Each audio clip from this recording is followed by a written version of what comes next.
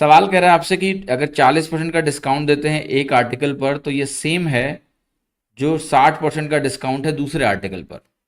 तो बताना है कि मार्क्ड प्राइस दोनों आर्टिकल की क्या हो सकती है। तो आप ये करो कि 40% का डिस्काउंट हम देते हैं, मान लिया M1, मान लेते हैं M1 मार्क प्राइस है पहले आर्टिकल का।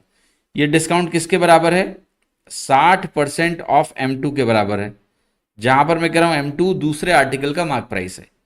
तो क्या यहां से M1 बटा M2 की वैल्यू 3/2 आ रही है? यानी दोनों के मार्क प्राइसेस 3:2 में होने चाहिए। अब देख लेते हैं कि कौन सा आर्टिकल, कौन सा आंसर इसमें सही होगा जो इस रेशियो को जस्टिफाई कर रहा है।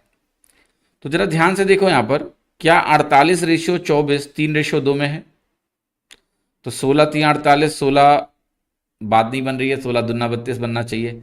और जैसे ही आपको हो गया आंसर बी करेक्ट हो गया। अगर 16×3 = 48 है तो 16×2 = 32 है, 3:2 में, ये बी ऑप्शन दिया हुआ है। और कोई भी आंसर आपका 3:2 में नहीं होगा। जहां भी 3:2 मार्क प्राइस का रेशियो होगा वहां पर ये कंडीशन मीट हो सकती है।